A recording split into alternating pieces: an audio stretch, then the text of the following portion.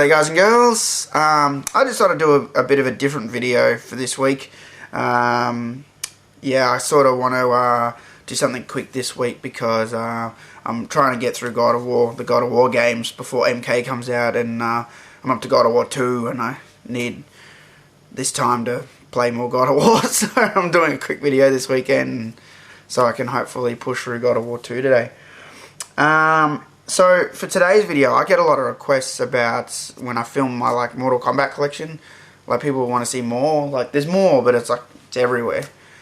So I thought, because I just did the 3DS review, I'd just focus on my DS collection of games.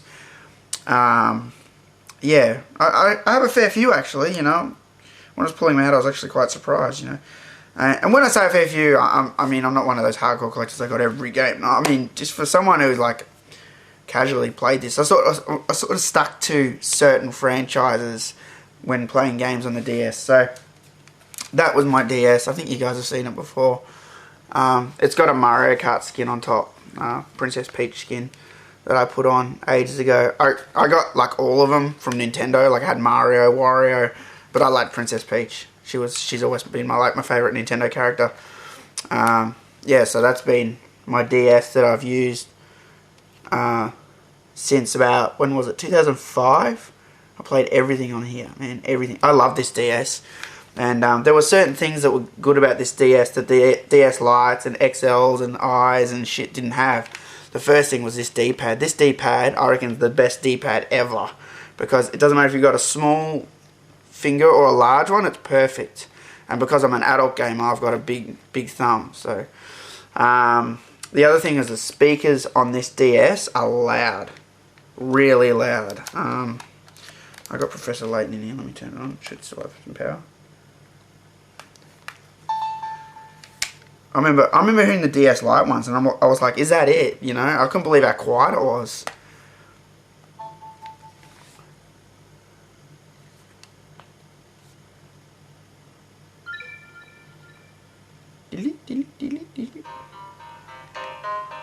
Yeah. See? The Lost Future. I'll get to that in a minute.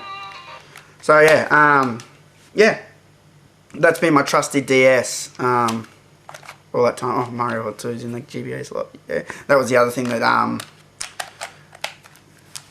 DS Lights and that didn't have. Actually, didn't DS Lite did it, but DSi didn't have it or something. I don't know. Yeah, that Mario 2 Super Mario World, one of my favourite Mario game. That one and Mario 3 are my favourite Mario games. Anyway, so I guess now I'll talk about the software that I bought over the time period of owning the DS. I'll start with the Nintendo stuff. Actually, I'll start with the Mortal Kombat stuff. I'll get that out of the way. Obviously, because being a Mortal Kombat fan, I would get the Ultimate Mortal Kombat on DS. That's the only MK game that ever came out on DS. That's the American one here that I got for free from Midway. I actually gave away Ed Boon signed copies of these when I had a competition when this came out. I gave away, I think, four copies signed by Ed Boon. And then that was the Australian one. You can tell it's got this really ugly ratings sticker. Right, look how ugly that shit is. It used to just be down here, non-intrusive, and then they brought in these really crappy colours, bright blue, bright green, bright yellow. It's fucked. Yeah, that was the Aussie version. I got a whole lot of these really cheap for $20. I'll just go through the piles in order. Screw it. The next pile I'm going to talk about is the Phoenix Wright games. The Phoenix Wright games are the best games on DS for me. These are my favourite games. I love Mortal Kombat and all, don't get me wrong, but, you know, Mortal Kombat's on everything. You know, I like Mortal Kombat as a whole. But talking about a game that's pretty much only on DS, or now it's on Wii and now it's on iPhones and stuff, but it really made itself on DS. I have to say the Phoenix Wright games are brilliant masterpieces. That's the first one there. That's the Australian cover. I actually, when I was in America, I tried to find this in 2006. I tried to find Phoenix Wright, the American cover, because I really liked it. Had that courtroom cover, and there's actually a few covers in America. There was one where they were all sort of looking up. I got the artwork on my computer for both, but I couldn't find it in 2006. Apparently, it was really hard to find. Like no GameStops had them. Yeah. And then there's number 2, Justice for All. I imported that. See the American rating down the bottom. I couldn't wait to play this. Oh, these Phoenix Wright games are so good, you know. And it's got dirt on it. What happens when you lend them to people? Yeah. It's an amazing story. And then the third one, again imported, because I couldn't wait to play it. Those 3 games themselves are a self-contained story. If you play those 3, you know, if you like the first one, you'll love it, because there's a big all-up story if you play all those. And then we had Apollo Justice, who was like the new attorney that came through. I like this too. This was really good. Exact same style as Phoenix Wright, just different characters. I don't know if they're going to continue on with the Apollo Justice, but I think they should. It was cool. And then there was Ace Attorney Investigations Miles Edgeworth. Excuse me. Honestly, I haven't beaten this game yet. I'm near the end, I'm sure, but I just sort of put it down and haven't picked it back up. To me, I really like the court battles, and this did not have that. And I was really excited for this game because Edgeworth's like my favourite character. I like watching Edgeworth and Phoenix Wright go play off each other. And without Phoenix Wright and just Edgeworth's cool in that, but without the court, it just seemed a bit boring, you know. Like, it was still cool, there were still puzzles to solve, it was still an ingenious game, but for this franchise you need the court battles, because that's where it becomes all epic and shit. Yeah, so those are all the Phoenix Wrights on DS. Apparently there's a Ace Attorney Investigations 2 coming out. Next up we got Pokemon Gold. I don't play Pokemon at all. The only reason I bought this was for the pedometer. I'm not joking. So I actually played Gold long enough until I could activate the pedometer in the game, and then I stopped cold because I don't care about Pokemon at all. I just wanted the pedometer. I thought it was really cool. I love like gadgets like that. So yeah, this thing's like mint, you know. Unblade. The legendary Starfy. This game I thought looked awesome. I really wanted to play it. It looks like a Mario game, but just with a different character. Do you know what I mean? And I never played it. I'll be honest. When I grabbed all the games, this game was still in the bag from the game store. This is how busy I am, you know. I just don't get the time to finish some games. This is why I want to play God of War today, you know. I just don't get time. See, I haven't even taken the trade and save off. I normally take these off because they're ugly as fuck. I hate those fucking stickers. I don't mind leaving the price because it sort of gives me an idea of how much I paid, you know. One day I might want to look back and see the price, but one day I don't want to look back and seen it Chiba, we'll match it, or trade and save. So I take those off. I usually leave the price on. But yeah, never played this game at all. It looks like a lot of fun though. I watched all the videos and that, and games like this seem like a lot of fun. So it looks very old school Super NES. That's what drew me to it, you know. Okay. Next up we got New Super Mario Brothers. Everyone who was a Mario fan got this. It was a lot of fun. The mini games were cool. But it still was a bit too easy, you know. They made Mario too easy when they brought this back. You know, the old Mario games were fucking hard. Here we have another one that I bought and haven't played, but I did play this when it was a new release. When this was first coming out, Super Princess Peach. Again, this was a Mario game, except you're playing as Peach, you know, and I actually thought this was a clever game. It was marketed towards girls, obviously, but yeah, you could activate these emotions to progress further in the game. Yeah, you could be happy, sad, whatever, angry, you know. This game never dropped in price. This is what shit me about Nintendo. They never dropped their DS games or their Wii games in price. They used to, and so for ages I didn't have this game. It was always $70 because the new release is 70 Australian dollars, which is again a different rating to you. You pay I think 25 or 25 US. It's different. It's a different money system. But you pay 70 or $60 for a game in Australia, brand new, and it's just been that the whole time since 2005. It's fucking 2011. It's been like that for 6 years, Well, it probably came out in 2006. I should say 5 years. It's been like there for 5 years. They haven't dropped the price. That's fucked. You know? Anyway, sometimes, you know, EB Games, they'll have sales and they drop their price to 36, which was very reasonable. So I finally grabbed myself a copy. Mario Kart. I think everyone got this when anyone who had a DS, just because, you know, you had the whole friend code system, Wi-Fi. It was a lot of fun playing on handhelds. I had a lot of fun playing this game with other people, and I'm not even a big Mario Kart fan. You know, I even played people internationally. I used to play Deception all the time, from like the Mortal Kombat chat room, Deception, and that, you know, we used to play all the time. Here we got, this was a launch title, I think, WiiWare Touch. This was a lot of fun. This again was one of the first games I got to play on DS. Again, it was mega cheap. Look at that, $35. And it was this, yeah, it was all a touch game. You had all these little games you had to do. I was never a big Wario fan until I played this. This was actually a lot of fun. I'm not really a Wario fan now. I mean, I just played it and really enjoyed it. Metroid Prime Pinball. Again, this is a game I did not buy at all for Metroid because I don't care about Metroid. The only reason I bought this was for this. The DS Rumble Pack. I thought if games are going to use it in future, I want to be able to say I got it. You know, and the only way to get the Rumble Pack was to buy this game. And one day I saw it for like $10 or $16 or something, so I got it real cheap. That's the only reason I ever bought Metroid Prime Pinball. Tetris DS? Hells yeah. Love my Tetris. I used to be a full-on addict Tetris on the black and white Game Boy. I used to even enter local competitions, and I won a few back in those days, you know. That was like the daily Tetris champion. But then like at the end of the week you had to play like the people from every day, and I got beaten 2 years in a row. So I had a t-shirt. I had a Game Boy t-shirt which I got somewhere, and I had a Mario and Luigi t-shirt, but I don't know what happened to that one, which is really strange because I don't throw shit away. So yeah, Tetris DS. It had all this. As you played Tetris, you'd see like Mario running along the bottom of the screen and doing all the stuff. And they had like a Metroid one and a Zola one in there. It was cool. Nintendogs I got. Again, I thought I'd give it a go. I played it religiously for a week or two. And I just found it too slow in doing stuff.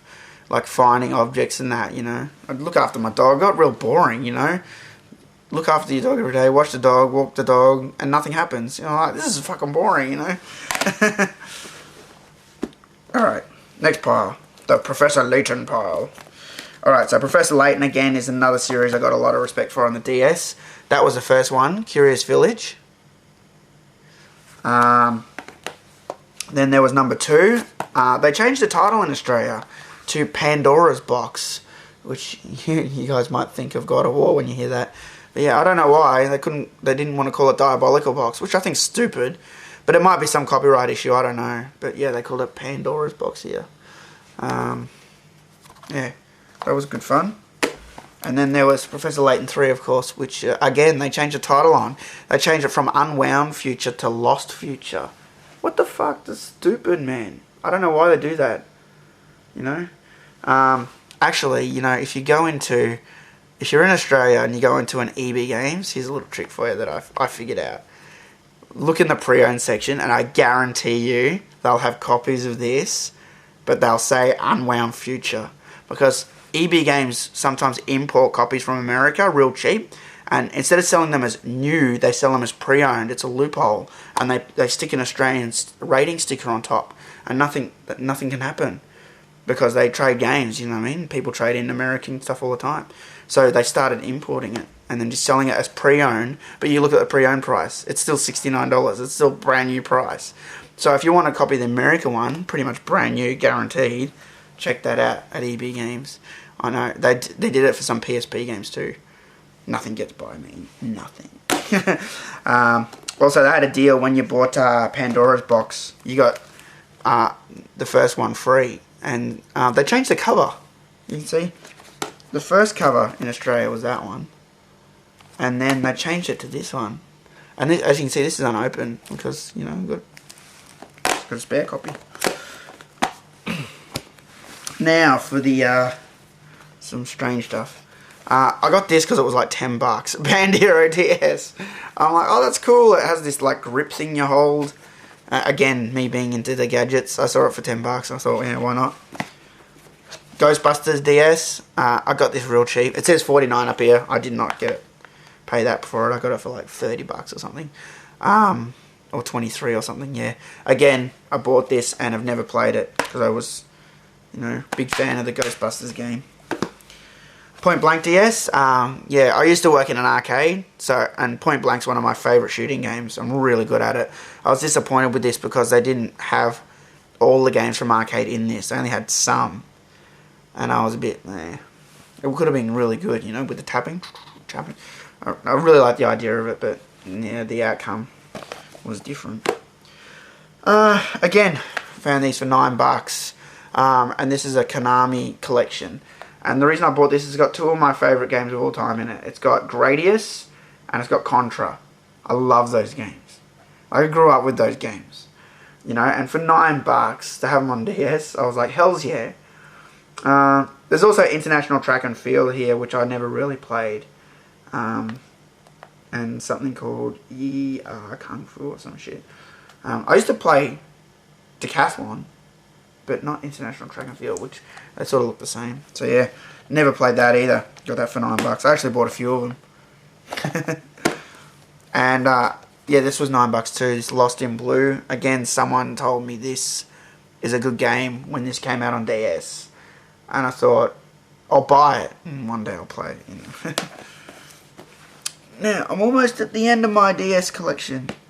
I'm up to Sega now. So, I'll leave that one for last. This was again one of my first DS games, Project Rub, which was called Feel the Magic XXXY in Japan and America, I think.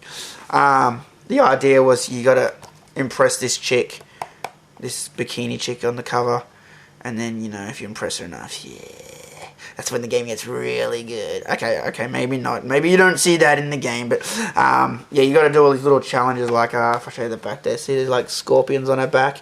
You got to like touch the scorpions on her back without touching her, because if you touch her, she gets all like, "Oh, how dare you! Sexual harassment! Sexual harassment!"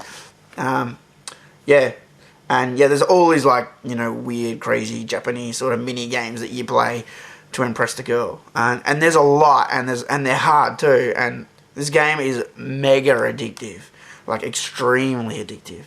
It's a lot of fun. I never picked up the sequel. The sequel was called Rub Rabbits, but originally the title of that was called Where Do Babies Come From in Japan.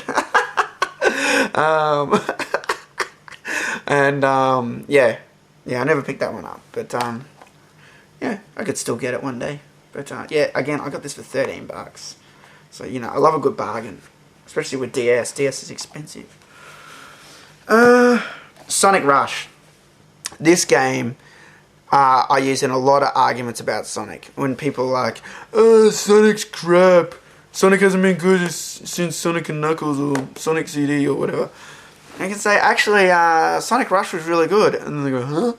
Because a lot of those gamers don't play DS. They're just like console gamers. But if you play Sonic Rush on DS, it plays exactly like Sonic 3, Sonic 2 on Mega Drive. It's a lot of fun. I was actually up to the last guy and couldn't beat him. And sort of just gave up.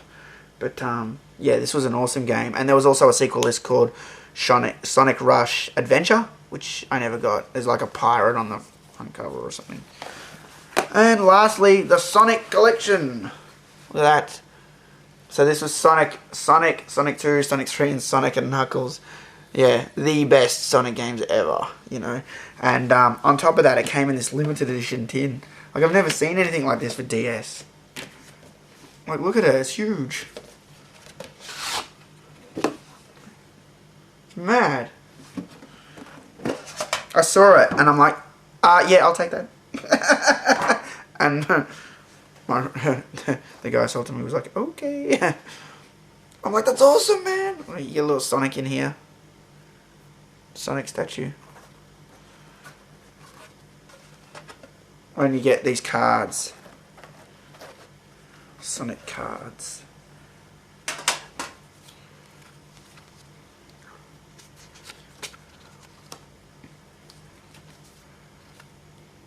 that's a good one. Sonic and Tails in the plane. Some of these are so old school. Cool.